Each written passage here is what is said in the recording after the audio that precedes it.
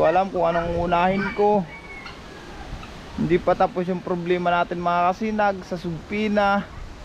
Binagyo na naman tayo. Ito mga kasinag oh. Ayan na. Ayan yung ulo. Ang lakas ng bugso ng hangin.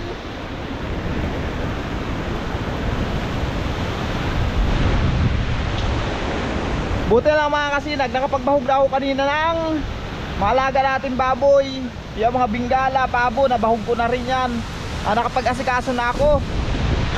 Kasi nga, inagapan ko kanina gawa ng base sa balita kahapon at tanghali daw darating ang bagyo. Yan ang huling balita namin.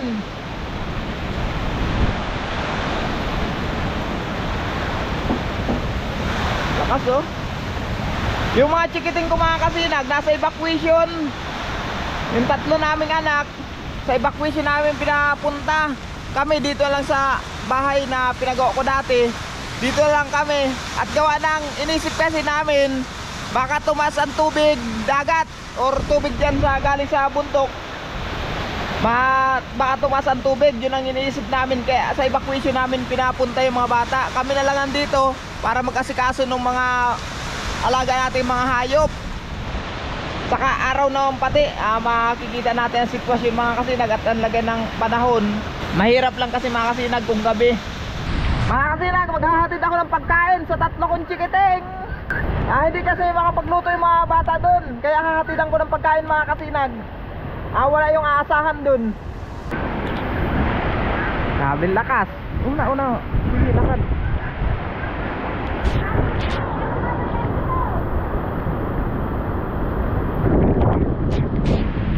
Ingat-ingat lang, baka patakan tayo. Sana hindi tayo patakan at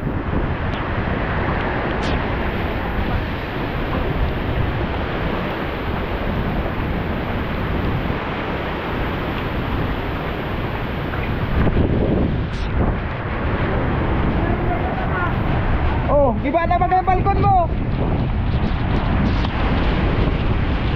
Giba na yung balkon ni Lacuero ni.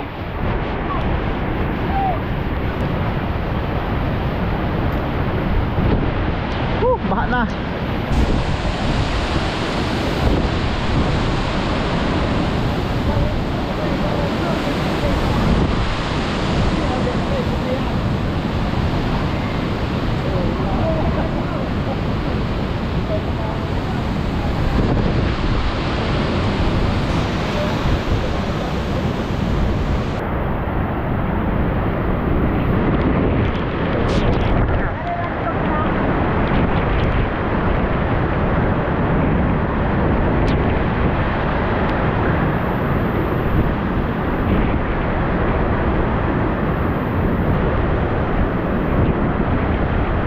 Talaga hindi biro na ang lakas mga kasinag. Oh, yung dagat namin. Yung dagat oh. Oh.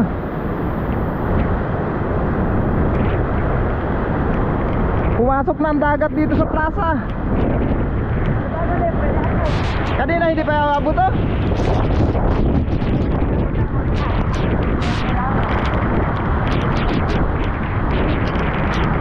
Oh, natumba na yung ano dito, lukban. Oh, natumbahan na yung bahay ni Nana Jenny.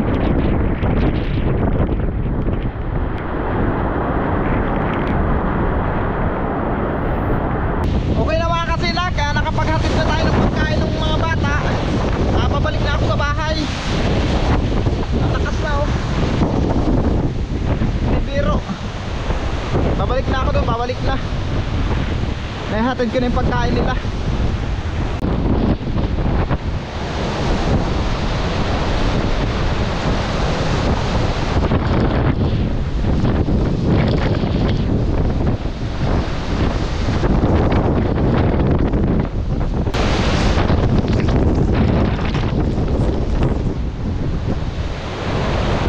Lakas ng tubig dagat oh.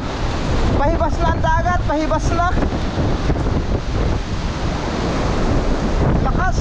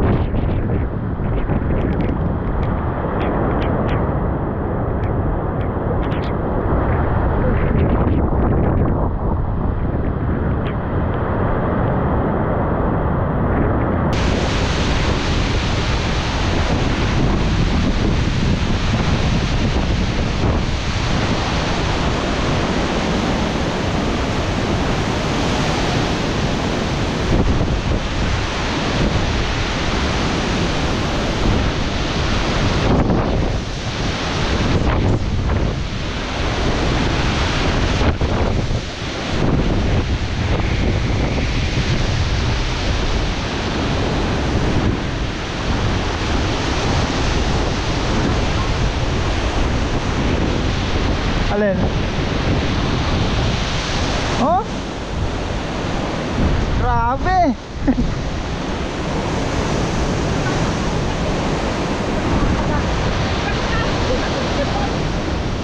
Ha? Hilig ka na, parang pakubulusan mo. Grabing lakas. Awa mo nung malago kong binggala, yun oh.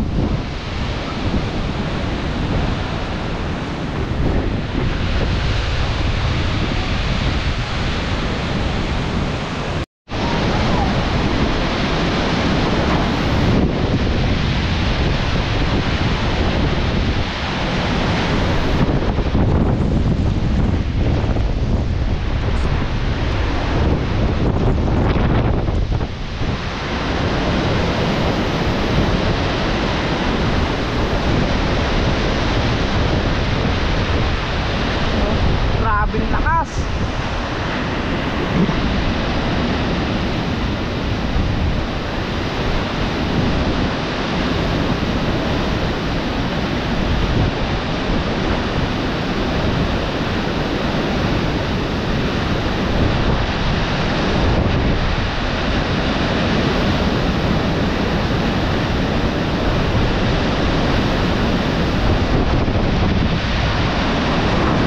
Pagkatindi.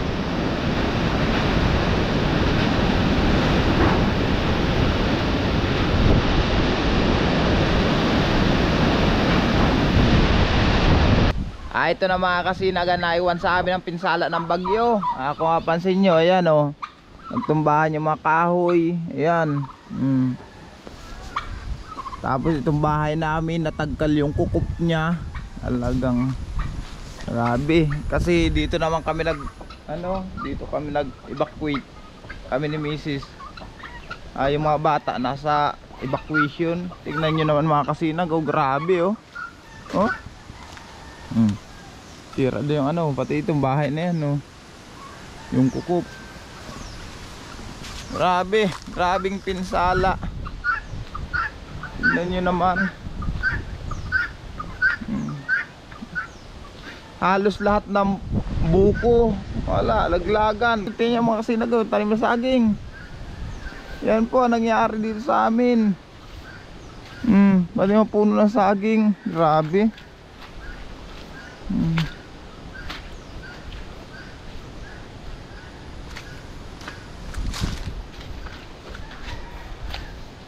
Yan ang mga pangyayari dito sa amin mga kasinag.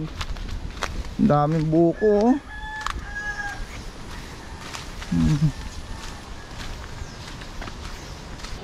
Iba na oh. Pati hero nadali. Bihira yan mga kasinag. Sa tagal-tagal ng panahon, pakadaan ng bagyo dito sa amin na ganito ang nangyari. Pinapasalamat sa mahal Panginoon, safe kami lahat mga kasinag. Ngayon si kuya naghahakot na. Good morning. Naghahakot na si kuya ng gamit niya galing sa evacuation. Salamat sa mahal na Panginoon. Safe kami mga kasinag, safe kaming lahat. Okay lang yan na ganito ang nangyari. Basta safe kaming lahat mga kasinag. Ayan o. Ito ang lagay ng dagat namin ngayon. Hibas naman ang dagat namin. Ayan o.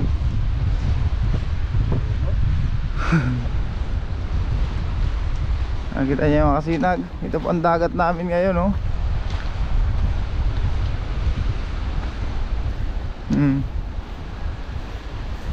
Buti na lang, safe kaming lahat. Yun ang ipinapasalamat ko sa mahal na Panginoon. Sige na, labas na. Hanap na makakain mo. Hanap na makakain.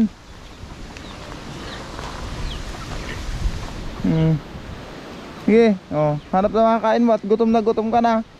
Kahapon pa yun mga kasinag, halos wala ganong makain. Yung butakal natin dyan, okay naman. Tingnan ko yung dalawa kong inahin doon sa kabila. Kung okay naman yung baboy natin dito. Wala, iba yung mga kulungan ng baboy eh. Wala na. Dito yung inahin kong dalawa, tignan ko rin.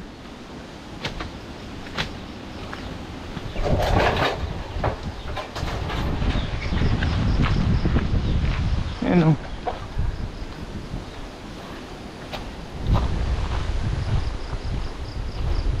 Aik aik. Wala, tagkal ang kukop. Butas.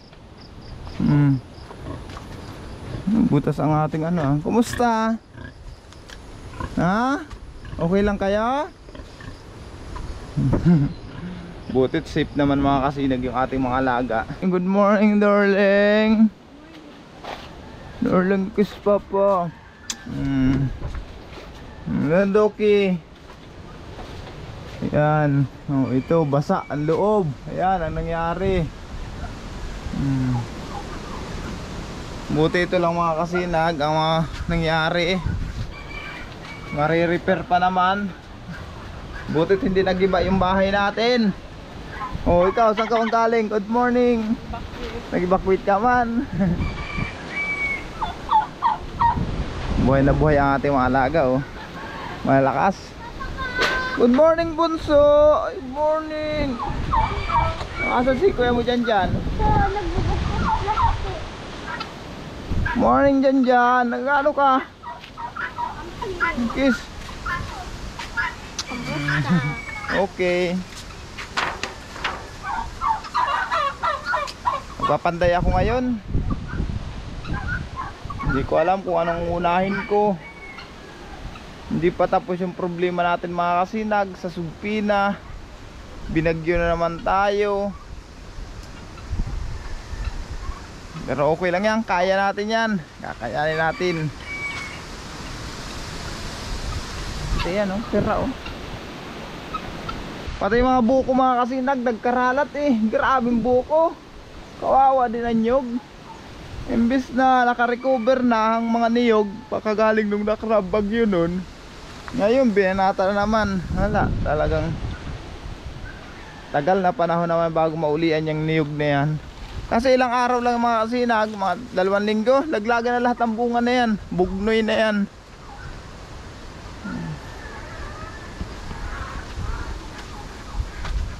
Hindi, ito puno na ito. Kung natumba yung puno, buti hindi dito sa bahay natin bumagsak. Yan lang. Sinira na yung bakod ko ah.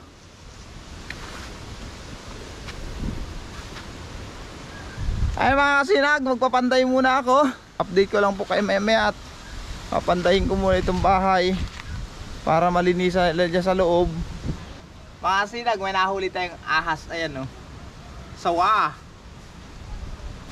Ito mga kasinag oh. Ayan oh. Ayan yung ulo. Hindi ko makakagatin yan. Ayan oh.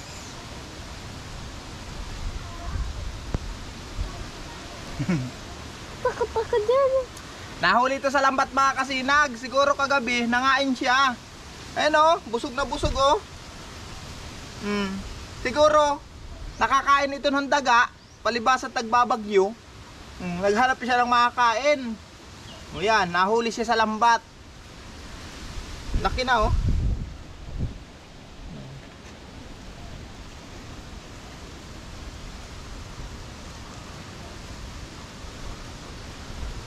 Alpasan natin sila, alpasan.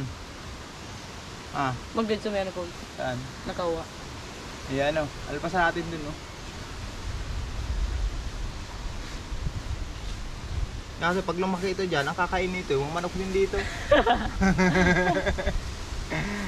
Alam mga kasinag, pag dyan ko lang ito inalpasan, darating ang panahon, lalaki ito dyan. Ang kakain nito, di yung mga manok din dito. At kagatakan guys, pag nag-ano ka na, hali ka na.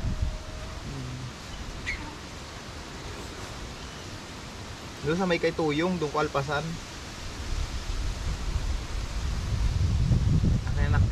Ano, alpasan ko doon. Alpasan ko mga kasinag doon oh. Ito. Alpasan ko doon sa may ano, kabilang palayan. Ayun na. Ayan, gugapang na. Ayun na. Sige na, diyan na, mamuhay ka na dyan. Ayan, sa loob. Wala na. Bahala na yung ahas na yun dyan. Mamuhay na yan dyan. Dito lang naman yan sa kabila ng palayan. Andun, yung bahay oh. Maliit pa naman, matagal pa lumaki yun. Hindi pa basta-basta makakalunok ng manok yun. Nakakaawa naman kasi mga kasinag, nahuli kasi doon sa lambat. Kaya diyan ko inalpasan. Wala mang ibang malayo na area na pag-aalpasan sa kanya. Kaya diyan na lang. Kung mapansin nyo mga kasinag, yung time kong kamuting kahoy, wala ang dahon. Puro puno na lang yung talim kong kamuting kahoy. Nilagas na yung dahon. Yung bahay naayos ko na. Itong kulungan ng baboy hindi pa. Ipahuli ko na yung kulungan ng baboy na yan. Gawa nang ayusin ko muna yung bubong ng CR. Pero yung bahay namin mga kasinag, naayos ko na yung bubong niya. Yung kukop na ikabit ko na. Okay na daw, nakapaglinis na rin sa loob. Kaya pag natuyo doon, pwede naman maglipat. Kasi ito mga kasinag, hindi pa naman namin tinitirhan. Itong pinagawa kong bahay na hindi pa namin tinitirhan to. Gawa ng wala pa nga mga bintana, pintuan. Pero laking pasalamat ko na yan. Nalpasan ko na. Pero laking pasalamat ko sa bahay na yung mga kasinag. Kasi diyan kami nakapag-evacuate. Laking tulong sa amin yan. O yan o, mapapansin nyo. Ay nakabit ko na yun, kukop. Yung dito na lang ang hindi. Yung dito lang sa may CR, hindi pa. Ayun. Yun. Nagiba din yung bubong niyan. Yan ang mga ayusin ko mga kasinag. Yung bubong ng CR namin na yan. Yan, ito okay na yan. Yan lang ang tratrabahuhin ko. Tapos pag natapos ko na yung mga bubungan ko na yan, kasi sa kulungan ng baboy, magpuputol naman ako ng mga kahoy dito, palibot.